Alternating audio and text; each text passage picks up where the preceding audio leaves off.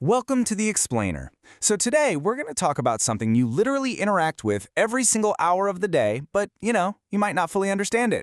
We're talking about the cloud.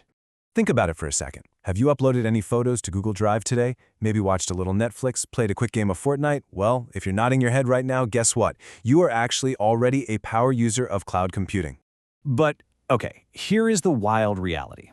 There is no actual cloud, right? There's no magical giant computer floating up there in the sky raining down our data.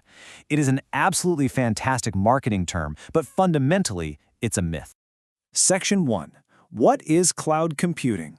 Demystifying the magic. So, cloud computing simply means you're using computers, storage, or software over the internet instead of locally on your own phone or laptop. You are basically just renting computer power online from these super powerful machines located somewhere else entirely. Far from being magic, it's actually a really highly structured system. It breaks down into specific deployment models, things like public, private, and hybrid setups. And then on the service side of things, it's categorized into infrastructure, platform, and software as a service. Think about how we all used to consume media back in the day. We bought physical DVDs, right? And they took up actual physical space on a shelf in the living room. But now you just open up Netflix, press play, and you're instantly watching. You don't even own the files, and they take up zero space in your house because, well, you're just streaming them over the internet. Section 2. Where the cloud lives. Hint, not in the sky. Because the cloud is actually made up of massive physical buildings called data centers. Seriously, we are talking about these huge, highly secure warehouses just packed to the brim with hundreds of thousands of specialized computers. And they are just whirring away 24/7. So what exactly do these data centers store? Basically, the entire modern internet. They hold your personal photos and videos, host all the code for the apps and websites you visit, they run the servers from massive multiplayer games, route your text messages, and they even house those unimaginably complex AI systems we're all using so much more today. All right, Section 3, your daily cloud usage. You are already an expert. When you're typing up homework on Google Drive, that is the cloud in action. iCloud Photos syncing automatically? Cloud. Netflix, Spotify, Fortnite, Roblox. Even asking ChatGPT a really complex question relies on incredible remote computing power to generate that answer. Here's exactly how saving a file works behind the scenes. Let's say you type an essay on your laptop.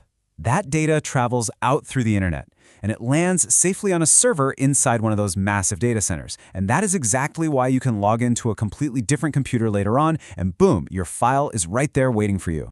Section 4. Why companies rent power. Ditching the expense of computer rooms. See, before the cloud, running a website meant a company had to buy a ton of physical hardware. They had to build specialized computer rooms, hire huge IT staffs. It was incredibly expensive.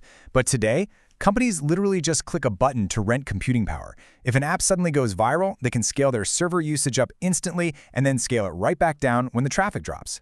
It works exactly like plugging into the electrical grid. When you build a house, you don't build a personal power plant in the backyard, right? You just plug in and pay for the electricity you actually use. Businesses today operate the exact same way. They just plug into cloud services whenever they need them. Moving on to Section 5. Cloud types and security. How it's organized and kept safe. We can actually break the whole cloud landscape down into 3 main categories. Number 1 is storage. Think your Google Drive or iCloud, keeping your files safe. Number 2 is software, online applications like Canva or Google Docs. And number 3 is computing power, literally renting raw, immense computer brains to run AI models or manage massive streaming platforms. And the players behind these services are massive. The biggest cloud companies in the world are Amazon Web Services, commonly known as AWS, Microsoft Azure, and Google Cloud. And what's kind of fascinating to realize here is that these 3 corporate giants essentially power huge, massive chunks of the entire internet.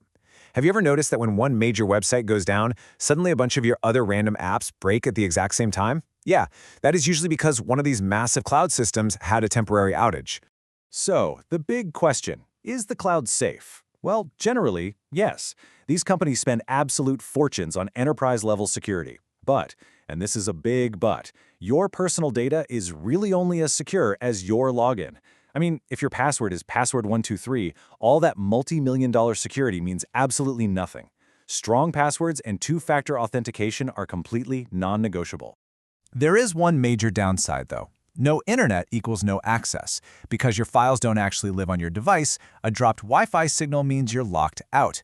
And this is exactly why a lot of Vital apps still offer offline versions so you can download things before you disconnect. All right, the ultimate distilled takeaway is this.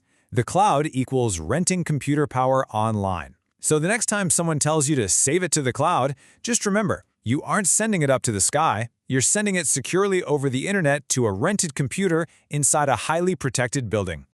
Well, that clears up what the cloud really is and why it's absolutely vital to our modern lives. But hey, the tech world is full of mysteries. So, what should I explain next? Do we want to dive into Wi-Fi, the internet itself, or maybe how Google's search algorithm actually works? Let me know, keep that curiosity alive, and I will catch you in the next explainer. Thanks for watching. If you enjoyed this video, please like, share, and subscribe for more content like this. See you in the next one.